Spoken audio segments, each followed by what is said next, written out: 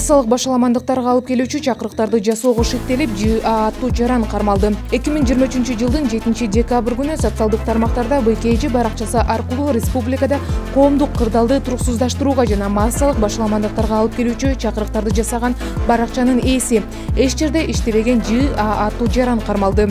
ЖА аттуу жарандын жашаган дарегинде тинтүү иш-чаралары жүргүзүлүп, жыйынтыгында далил катары бир нече уюлдук телефондор, фотоаппарат, Dell, MacBook, Lenovo жана башка үлгүсүндөгү ноутбуктар, компьютерлер, планшеттер, ар кандай техникалык каражаттар жана банк карталары табылып алынган. Белгилеп кетсе, шектүү жаран АЖ жашаган даректен анын жакын 2 адамы техникалык каражаттардын басымдуу бөлүгүн алып, автоунаа менен качуу аракетин жасоо маалында милиция кызматкерлери тарабынан токтотулуп, жогорудагы буюмдар алынган. Ошондой эле шектүүнүн дагы бир жакын адамы 1977-жылы туулган СН аттуу жаран 9 даана ноутбукту аталган даректин жашыруун алып бара жаткан учурунда токтотулуп, андан соң өз ыктыяры менен буюмдарды тапшырууга аргасыз болгон.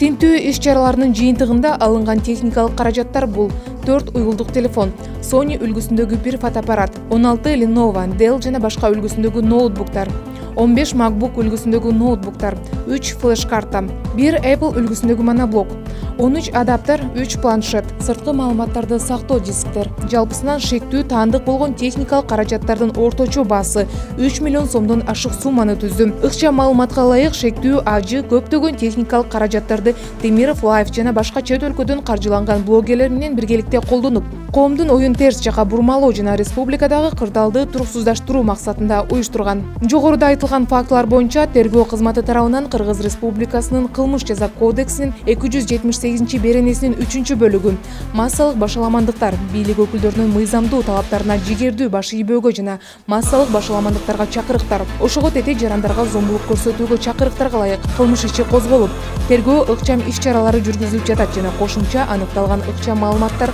укуктук баа берүү үчүн толук кандуу текшерилүүдө. Айыпкер 1984-жылы туулган ЖА Свердлов районунун сотунун чечими менен 2 айга камакка алынды.